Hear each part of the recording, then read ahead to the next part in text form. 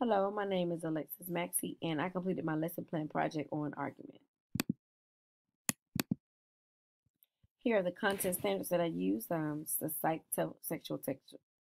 several pieces of textual evidence, trace and evaluate the argument and specific claims in the text, and also analyze how two or more authors writing about the same topic shape their presentations. The next standards that I focused on are social, ethical, and human issues, technology predictive tools, and technology communication tools.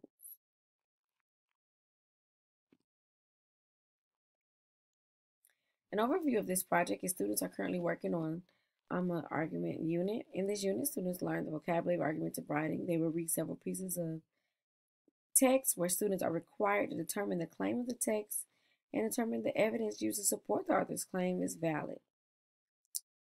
Students will then read two texts that have similar topics and write an essay explaining who has the better argument and why. Some of the tasks include, of course, reading the article. Students watched a vocabulary video where they learned the vocabulary of argumentative writing. Students worked in pairs and collaboratively answered the questions about the text that they were reading to ensure understanding. Students had to then take the text and find the claim. They had to locate evidence to support that claim, create a graphic organizer for it to display the different evidences for the different claims.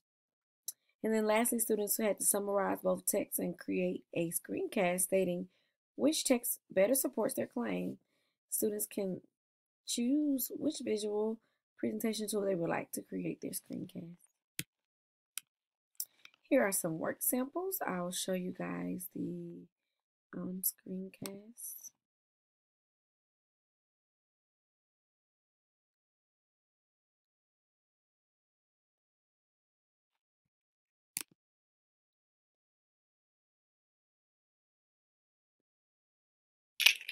Hello, we are two students in Miss Maxey's class.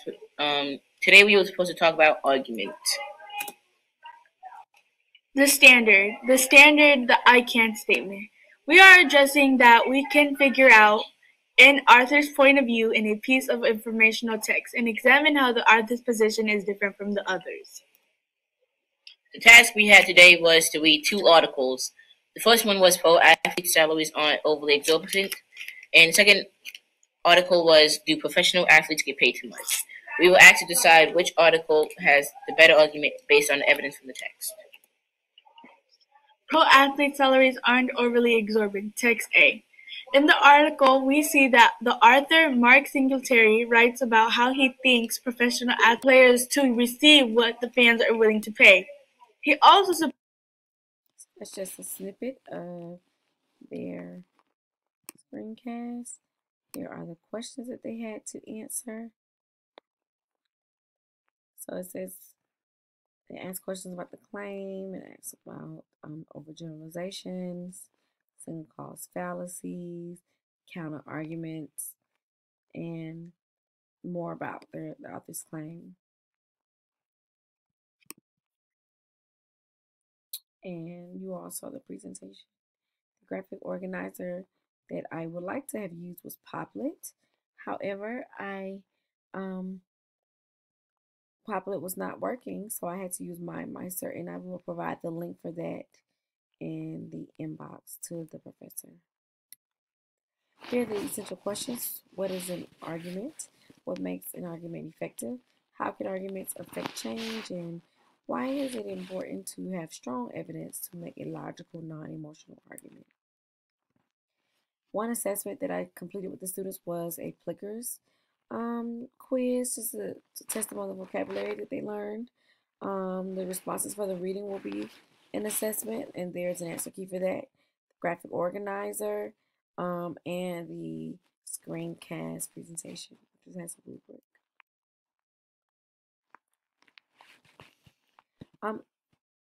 Troubleshooting Chromebook cards. I had to make sure that they were available. That's a big issue because they go quickly. Also, I had to make sure that the students knew their email addresses, and we had a generic password that we use for everything. So all the students receive the same password, but of course their login information would be different. The username would be different. A solution was of course to make sure they know the email and the passwords. And then if they're not charged, speak with the media specialist to ensure that they are charged the night before. So differentiation that we did was I actually have a co-teacher in my room, so we did a lot of pullouts and small group. We modified some grading, and we allowed the students to work in pairs and collaboratively on different activities. Students, at the end of the unit, students will answer these questions so I can have some feedback and know how well the lesson went and what can we do to do better.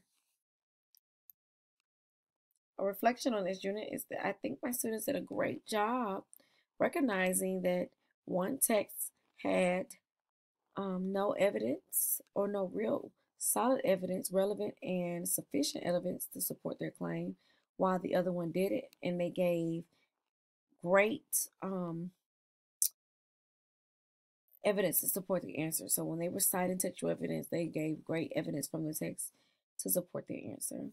One thing that frustrated me throughout this unit was the Popplet did not work, and my students absolutely love Popplet, and they're like hit or miss. Some days they're great, and other days signing on it will not allow you to. So I had to switch it up on the fly, and students created a MindMeister.